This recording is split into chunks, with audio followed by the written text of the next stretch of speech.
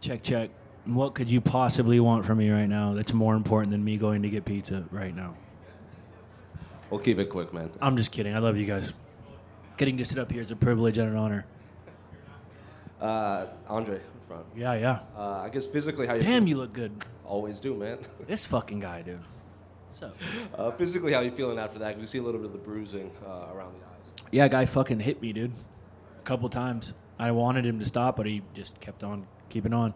I feel great. I feel good. A little sore. Things happen. I'll have to go back and watch it. I didn't feel in danger. There was nothing that hit me to the point where I felt rocked.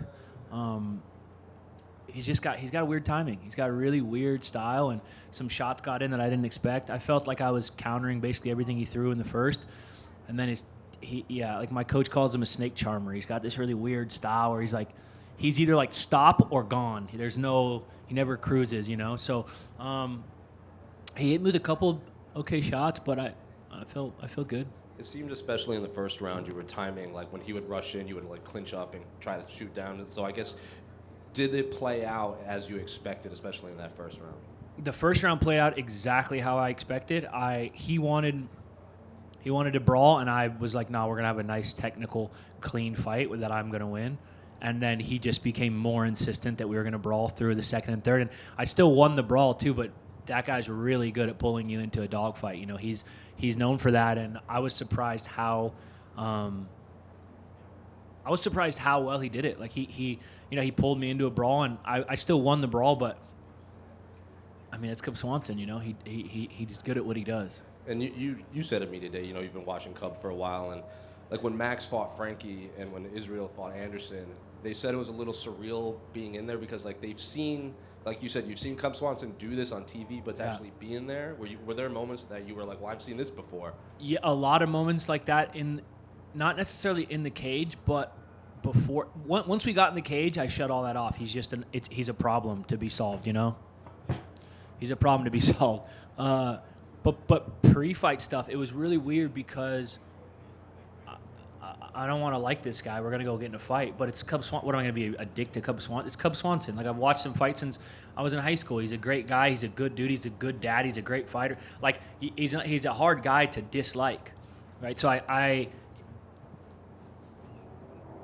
had to reconcile that he's a legend that I have the utmost respect for, while also accepting like we're gonna get in a cage and I can't have any respect for him. Like, I need to go beat the hell out of this guy.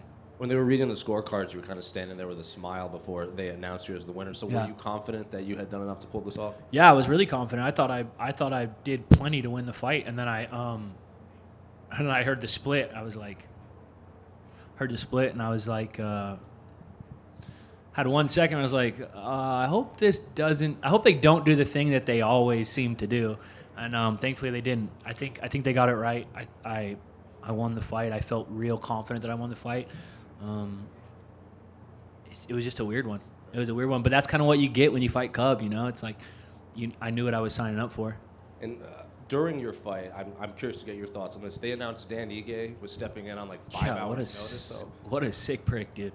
Dan is a real sicko. He didn't need to hit me that second time in February. I hope his hand still fucking hurts. But I do love Dan. I love Dan. He's a great person. He's a friend of mine, someone I consider a friend. And I also got a lot of love for Lopez, too. That kid's like just such a good kid. And it's cool to see this next generation coming up. So, yeah, I'm going to get done with this. I'm going to go watch that like a fan. Like, I'm excited. As a guy who loves fighting, I'm excited for that, you know? You see the new Deadpool leak or thing they just put out? I didn't see the trailer, but the new one, but everything I've seen of it looks so good. Like, they're just doing it so well. Well, they're bringing back Tyler Mane from the first X-Men, like the original Sabres. I love that. I really love that. And they have MMA talk in the actual trailer, like ground and pound, side control. Really?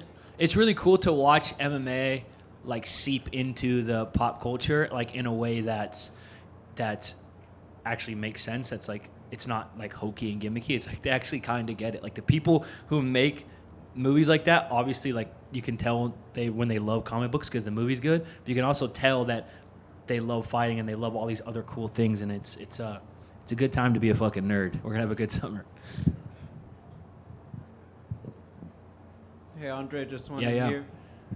When you're in a fight like that and you're getting into an exchange, you're aware it's Cub Swanson. I know you said that he's just Yeah. a problem out there, but how do you handle all those emotions when it's like, you know what? Here we go, another tough one. If everything's going right, you're not really thinking too much. You know, you kind of turn it off. You know, I'm someone who is very analytical. I like to think. I like to problem solve. I like to reverse engineer things. So during my camp, I'm thinking a lot. I'm talking a lot. My coach, Danny Castillo, will tell you I never shut up during training. But when it's time to fight, you turn all that off. You know, if you feel something good, hold on to it. If you think something good, hold on to it. If you have a negative thought or you have some self-doubt or you have this negative emotion, you just let it go. You just turn it off. You don't attach yourself to thoughts and feelings, you know, and the closer I get to the fight, the less I feel, the less I think.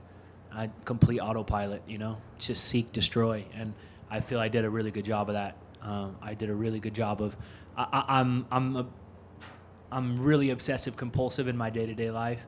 It's something that I've struggled with for a long time, and I'm actually immensely proud of myself for turning that off fight week and just enjoying fight week. And I think it's one of the best I've ever done it this week, and I'm glad it ended with a nice win over a legend. Congratulations. Thank you. That's it? No one else wants to talk to me? That's hurtful. What kind of pizza are you gonna That's eat? that type of shit. Pepperoni and olive. I like it like thin crust. I like it a little well done. I like almost all my food a little well done. You put a little garlic butter on that on the crust right there, and just. I'm a big pepperoni black olive guy. That's a good question. Later, dudes.